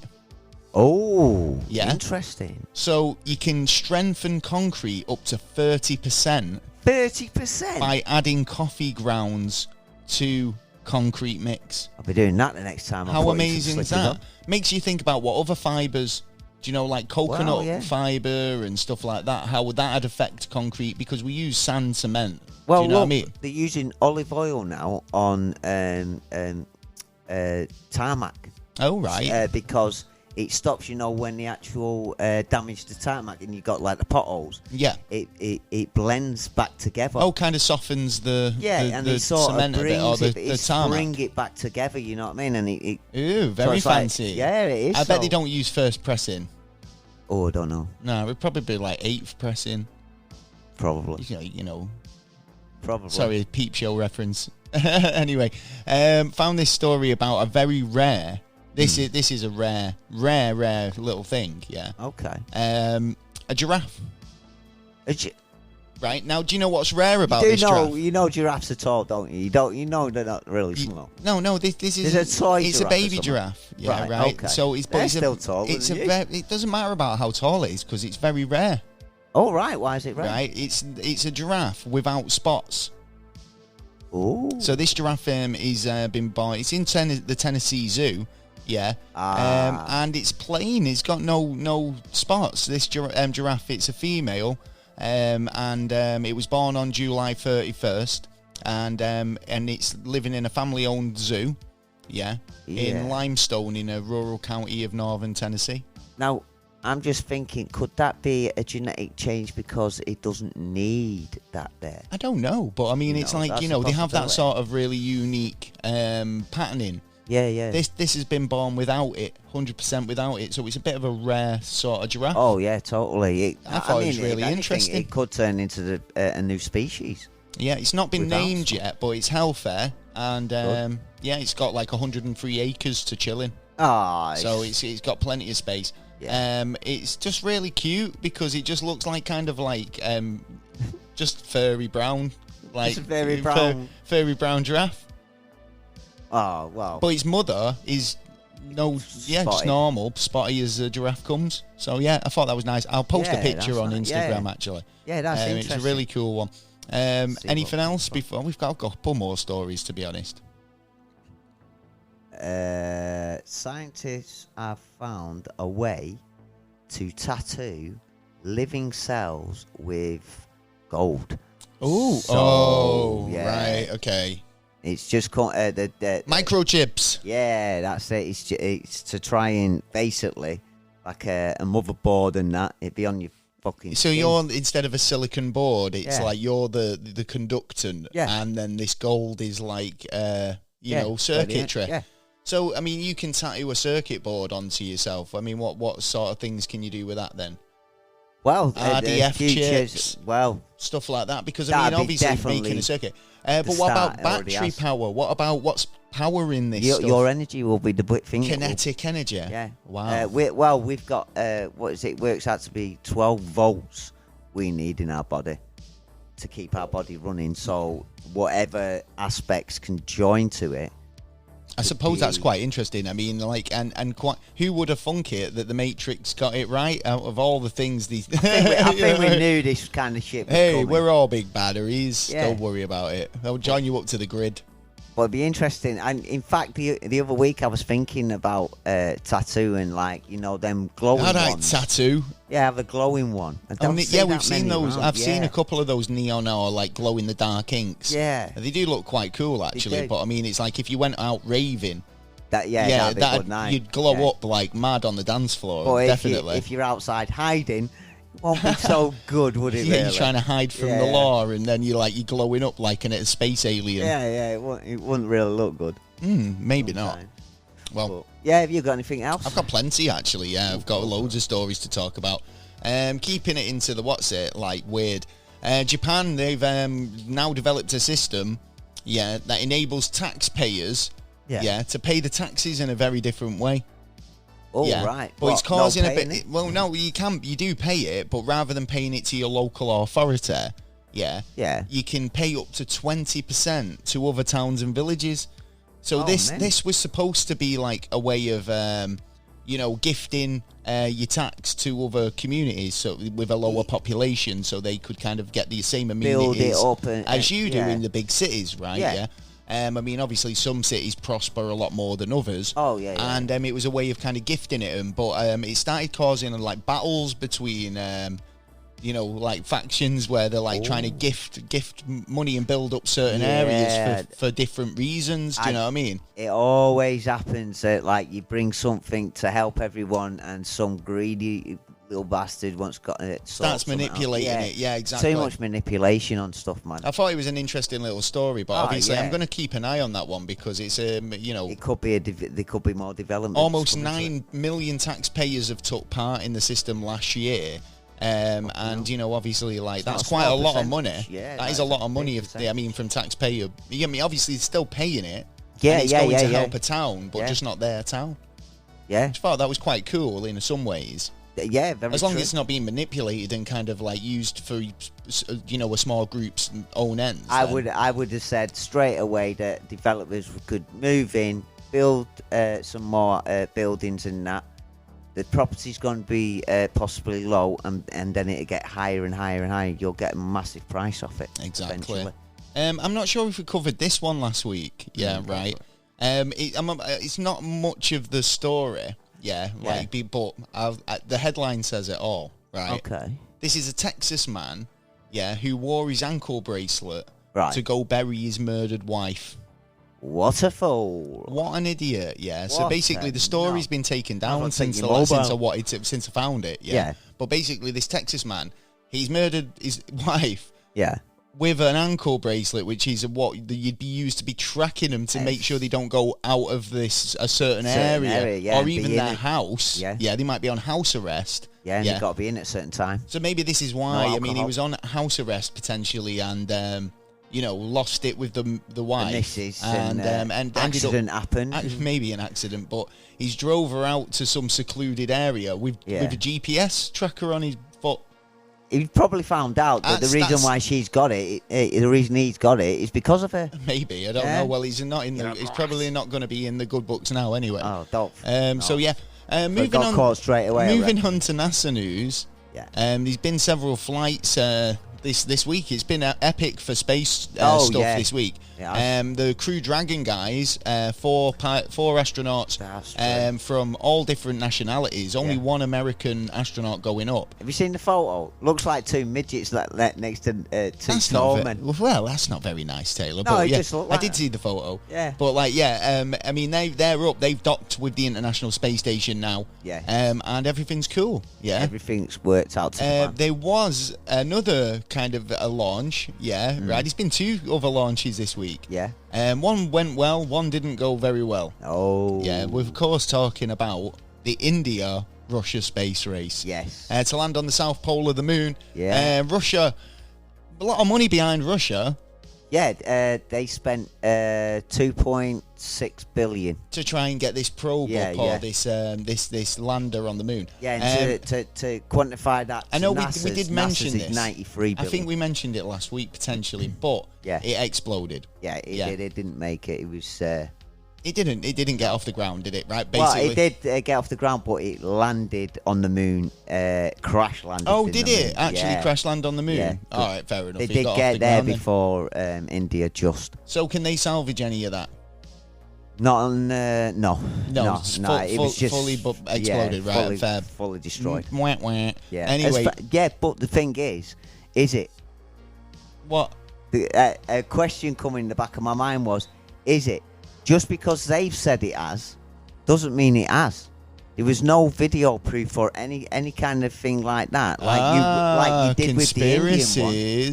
So I just get a lot of people saying that the Indian graphic made it. They were like, "That's not the moon. Who's filming it? What did they make that on Minecraft?" Yeah, I know, and but stuff they're like doing that. It and it's like it's just a computer generated simulation of what's happening, so you can visualize what's happening on the moon. You lighted the payload as well, and it was a cheap device compared to everyone else. Well, India really did well. Yeah, they smashed it. Absolutely smashed it on a budget. Yeah, right. Yeah. They came in strong, and like the president over in India, the chief in charge, the guy in charge, he's waving his little flag. He is, and he comes out. It was funny that. I thought that was brilliant, but what I thought was excellent was his speech. Yeah, right. Yeah, I did like his because speech. I've been saying this. If everybody joins together, if everybody kind of like helps each other out, instead of racing to the moon and racing to the stars, technologies together work together. Work a lot better. we could get there a hell of a lot quicker, especially at these prices as well. You know what I mean? Yeah, exactly. It's like they're all spending millions each. Yeah,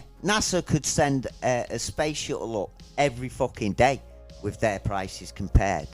It is like... Well, what I'm getting at is if everybody clubs together and works together on it, then, like you say, it can be done a lot faster without spending as much money. Exactly, and the technology will get to us. It'll get a lot better as well, So the idea behind, like, what the... he said that although it was a massive achievement for India, it was a humanitarian achievement. It was a humanitarian effort, and I was like, respect that. Yeah, exactly. That is the way to go. I think it was their 66 moment, or where. Oh no, not 66. 69. Sorry, 69 moment where it was like we're landing on the moon. I think it brought everybody together. Yeah. So that's really nice. I thought that was an excellent display, good speech, if you like. And a really good display to show it's for you. All of this is for humanity and not just for our own nation. Yeah, not just for one nation. Yeah. Exactly. So, well done. In fact, I'm going to give him a bit of a round of applause for that one because I thought that was epic. Nice one for that. There we go. Oh, yeah. To cut you short. But yeah, India takes to walking on the moon as rover makes its historic first steps. Becomes the first country to successfully land on a spacecraft on the moon South Pole. Yes. So well done, massive achievement. Massive achievement, and there's a video out with it as well now. They have, I believe it's on YouTube. Oh, excellent. But yeah, really tremendous event on that one, to be honest. It's not just India, because we're doing bits as well here in the UK. You're right. Britain joins the space race. We do. 50 years after the UK sent its first satellite into space, a Scottish town is amongst the launch giving it another shot. A large, big things going up, big metal things going up. Apparently, it's been in the making for a while. They had to change the area a little bit, and it was the perfect spot as well for getting it out of the atmosphere, and in case of anything goes wrong, so it's not going to clash in London or land anywhere, that it'd land right into the sea. So we've got a good area, a nice little spot to blast off from. Yeah. So it's like the UK's Cape Canaveral. Yeah. Well, basically, UK's saying that we're going to be launching rockets every month. Yeah. So this is going to be interesting. Are they trying to launch their own sort of Skylink? Yeah, they're also BT. Other companies as well. They want satellites and new devices up there for space, telescopes. Extra communication. We're going to need communication between us and the moon as well, and and Mars as well. So we're going to have to start setting stuff up there before we actually get there. So we've actually got some kind of like I say, communication device, so we can contact if anything goes wrong or any brand new information that could actually help Earth within weeks or months. Exactly. Well, there you go. Is there any other NASA news that you've got to talk about this week? I have Neptune. They're not disbanding it, are they? Saying it's not a planet. I can't handle it. Taking all my planets away. Well, Pluto's actually a part of this problem that's been going on. Right, so climate change. Think of solar change because but we can't be blamed for that. This is the thing. This is what I'm getting at, right? When I come down to climate change and how the Earth's its own thing, it's been operating a very fragile, cycle. Ecosystem, and has a very fragile ecosystem that's been doing stuff way before we even arrived. I mean, we had ice ages and wiping out a whole species. We've only been here for like a second. Things happen on this planet that we take for granted, like seasons. Totally. Yeah, right. Totally. And you're naive to think that this is like gonna, that it's gonna stay that way forever. It's not. Yeah. So although I think we have kind of probably affected it slightly, you've just hit a nail on the head there with kind of solar change. Yeah, galaxies massive changing change at the minute. Yeah, like other planets having, vast kind of differences where they change over a period of 100 years or something, and you go, wow, we didn't expect things to happen that quick. We've not had any influence on that planet. It's happened naturally. Do you know exactly. What I mean? So go on, what are you getting at anyway? It just shows there's something going on in the solar system. Well, what scientists have found is Neptune has lost all its clouds. Now it's at the time now where it should be. It's summertime and Neptune looks fine. Now they've been watching it since 2019, and it's been diminishing. They've also found a couple of years ago a black spot on there, and now with all what do they think the black spot is? They reckon it's a certain chemical element, and there's it's probably like the Neptunians using some sort of weather Jupiter's manipulation machine. Has stopped on it. Its red spot had stopped. That's gone. So do you think that all the planets are calming down? No, there's something totally new by our standards, because on Neptune, when these clouds because gone, these are storms, right? So solar storms, kind of like Neptune's like got I assume the weather down on Neptune, on Jupiter would be quite windy. That big spot is a tornado as far as I know. The way it moves. And that's a storm that's been raging on that planet for God knows how long. But knows how many generations. Again, in terms of what happens on a planet, as that wind dissipates, maybe that's why the eye disappears. Is and then does that kind of spark something else that changes that planet further? Well, yeah, and the rest of the solar system, and what's making the change.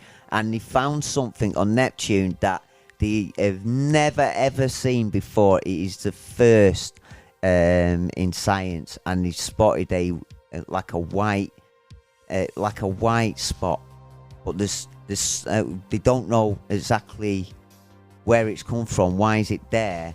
Why is the cloud? They're saying the reason why it's all happening is because the sun's in its 11-year cycle where it's throwing out a lot of energy. A lot of mass ejections and a lot of sort of. Or electric energy and stuff like that. And but the thing is, all that heat would have made clouds on Neptune instead of destroying it. So it can't be that. It could be that else. Like, the planets, the universe is warm. Yeah. And that's what's warming up all the planets enough to kind of stop storms and still don't argue the point on. Obviously, I'm not saying that climate change isn't a thing and like it needs to be kind of addressed. Like, look at what's going on in the world. Look after the place. But I just feel like there is a lot more going on as well as us being an effect. Let's say we're 10% of the effect, but then 10% you've got to look at that 90. High. Yeah. You know what I mean? That 90 and that 90 we won't be able to deal with, to be honest, because it's normal effects. It's universal law of nature. It's a law of magnetism, attraction, and all those other isms. We've just got to stop living where things is going to happen. It's just not happening now. I often wondered why people build on like floodplains, or because it's idyllic 99% of the time, but there's a chance that it might flood or burn down. And it's daft in a way, but I don't blame some people. Well, there you go. I think that's the show. It is. To be honest, I hope you've enjoyed it. I've had a really fun time tonight. As usual. We're available on all podcast platforms. You can get your podcast fix from Spotify, iTunes, iHeartRadio, Castbox, YouTube, all of the regular places. Everywhere we are. Google Podcast, Amazon, Alexa, all of those places. We're everywhere. We are. You can't get rid of us. You can Google us at neverstraightanswer.co.uk. You can Google us. You can go to the website even at neverstraightanswer.co.uk. You can Google us, and you'll find us everywhere. Everywhere we're there. Yeah, I did it before. We're on social media. We are. We're on Instagram. We are. Twitter X. Literally just any device. Yeah, and we're just there. We're like taking over the web. We are. We're hoping. He hopes. I mean, that's very optimistic of you there, Taylor. Well, yeah, I only need people have say, the power of the net. People say, Gaz, are you an optimist? And I say, I hope so. Yeah. Well, you can email us at neverstraightanswer@outlook.com. You can indeed. If you've got a question, or just hit us up on there's a page on the contact page on the website at neverstraightanswer.co.uk. We do have merch. You can go over to TikTok and support us over there by subscribing. We also have a massive showcase. If you were looking to do a bit of shopping on TikTok as well. Some lovely stuff. All the stuff. Yeah. We'll be back next week for another episode of the podcast. Be doing lives during the week. Plus, so much more. Much more. Yeah, so I hope you've enjoyed the show. We'll be back next week. I've been Gaz. I've been Taylor. This has been the Never a Straight Answer podcast. Peace. Out. Shabba.